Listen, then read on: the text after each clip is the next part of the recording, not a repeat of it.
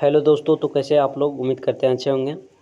तो चलिए आज हम क्लास 10th के माता की आंचल चैप्टर के ऑब्जेक्टिव क्वेश्चन करने वाले हैं। जो 4 तारीख का एग्ज़ाम है हिंदी का क्लास 10th के, वो इसी से क्वेश्चन होंगे। चलिए करते हैं। सबसे पहला प्रश्न है, लेखक के बचपन का क्या नाम था? देखिए, माता की आंचल के लेखक शिवपूजन सहाय थे। शिवपूजन सहाय के बचपन का नाम क्या था वो पूछ रहा है। तो बताइए, मंजूनाथ था, तारकेश्वर नाथ था, हरिनाथ था या श्रीनाथ था? तो इसमें हमारा ऑप्शन बी तारकेश्वर नाथ था उसका नाम। किसका? तो शिवपूजन सहाय का नाम तारकेश्वर नाथ था बचपन का नाम। ठीक है, चलिए आगे बढ़ते हैं हम लोग। प्रश्न दूसरा में आते हैं। 2 लड़के बैल बनकर क्या खींचते थे? बताइए, 2 लड़के बैल बनकर क्या खींचते थे? गाड़ी खींचते थे, हल खींचते थे, मोट खींचते थे या लकड़ी खींचते थे?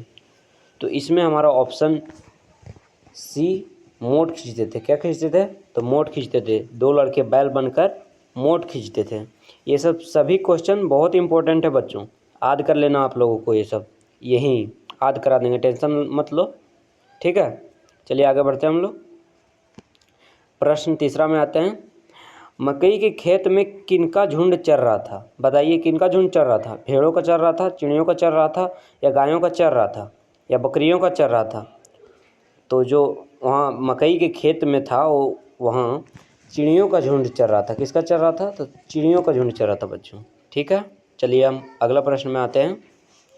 चौथा प्रश्न है, माँ ने भोलानाथ के घावों पर क्या लगाया? जो भोलानाथ की माँ थी उसके घावों पर क्या लगाया था? बताइए, मरहम लगाया था या पिसी हुई हल्दी लगाया था या आम के पत्ते का रस लगाया था या नीम के पत्ते का रस लगाया था? तो माँ ने भोलानाथ के घावों पर पीसी हुई हल्दी लगाया था। क्या लगाया था बच्चों? तो पीसी हुई हल्दी लगाया था। ठीक है, याद कर लीजिएगा ये सब सभी क्वेश्चन। चलिए आगे बढ़ते हैं हम लोग, अगला प्रश्न में आते हैं। 5वां प्रश्न है, लेखक के पिता किसके भक्त थे? बताइए, लेखक के पिता जो थे, शिवपूजन सहाय के पिता, वो किनके भक्त थे? कौन भगवान के भक्त थे?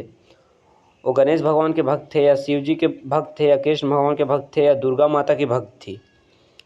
तो वो शिव जी के भक्त थे। शिवपूजन सहाय के पिता शिव जी के भक्त थे। ठीक है, चलिए बच्चों आगे बढ़ते हैं हम लोग। 6ठा प्रश्न में आते हैं। लेखक का बचपन में किससे अधिक जुड़ाव था? बताइए, लेखक का बचपन में किससे अधिक जुड़ाव था? जो शिवपूजन सहाय था उसका किससे अधिक जुड़ाव था बचपन में? अपने भाई से था या अपने चाचा से था या अपने माता से था या अपने पिता से था? तो जो शिवपूजन सहाय का लगाव बचपन में था वो अपने पिता से अधिक था। ऑप्शन डी हमारा सही हो जाएगा, अपने पिता से अधिक लगाव था। किसका? तो शिवपूजन सहाय का अधिक लगाव था अपने पिता से। ठीक है, चलिए आगे बढ़ते हैं हम लोग। 7वां प्रश्न में आते हैं। भोलानाथ को कौन सी शरारत महंगी पड़ी? बताइए, भोलानाथ को कौन सी शरारत महंगी पड़ी? बताइए, आधी रात में आंधी में बाहर घूमने जाना, गुल्ली डंडा खेलना, चूहों के बिल में पानी डालना, बारातियों को चिढ़ाना? तो वो जो था भोलानाथ, वो चूहों के बिल में पानी डाला था। उस महंगा पड़ा था क्योंकि वहाँ से सांप निकल गया था। क्या निकल गया था बच्चों? सांप निकल गया था, इसलिए भोलानाथ को चूहों के बिल में पानी डालना बहुत महंगा पड़ गया। ठीक है, चलिए अगला क्वेश्चन में आते हैं। 8वां प्रश्न में आते हैं।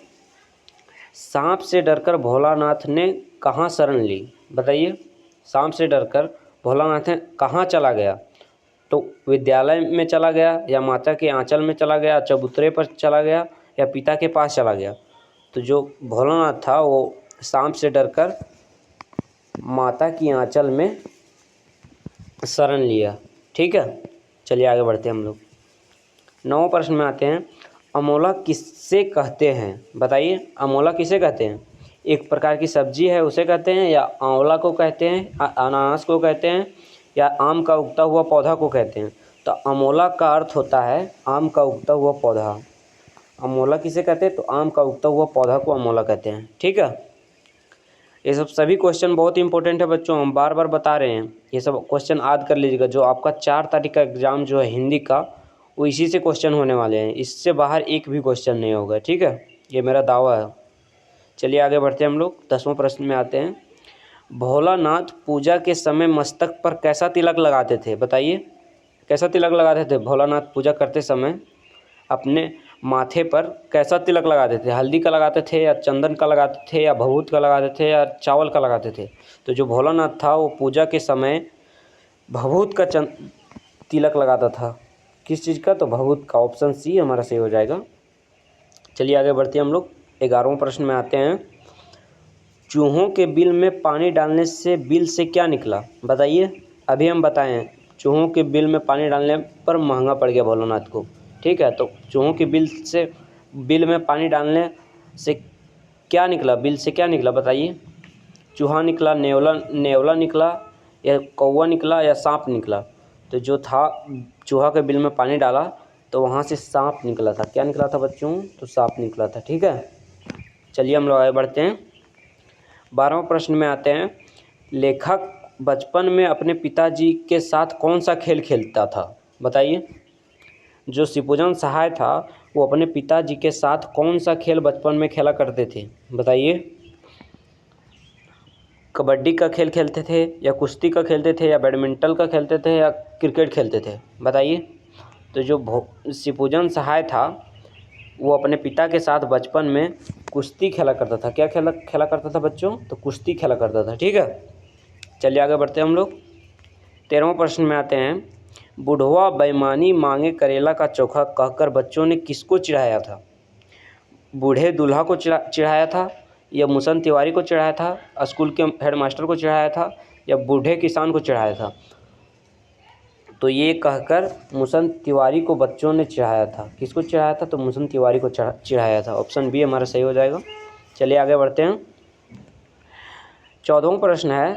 भोलानाथ और उसके साथी अपने घरौंदे के किवाड़ किस चीज़ से बनाते थे? बताइए। पेड़ के पत्तों से बनाते थे, या दिया सलाई की डिबिया से बनाते थे, या गन्ते से बनाते थे, या लकड़ी से बनाते थे? तो वो जो डिबिया बनाते थे वो दिया सलाई के डिबिया से बनाते थे। किससे बनाते थे बच्चों? तो दिया सलाई की डिबिया से बनाते थे। ठीक, चलिए आगे बढ़ते हैं हम लोग। 15वां प्रश्न है। लेखक को उनके पिता क्या कहकर पुकारते थे? बताइए।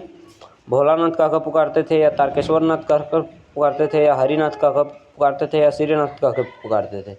तो जो था लेखक के पिता वो उसे भोलानाथ कहकर पुकारते थे। क्या कहकर पुकारते थे? तो भोलानाथ कहकर पुकारते थे। ठीक है बच्चों, चलिए आज के लिए इतना ही। मिलते हैं अगले वीडियो में, तब तक के लिए जय हिंद।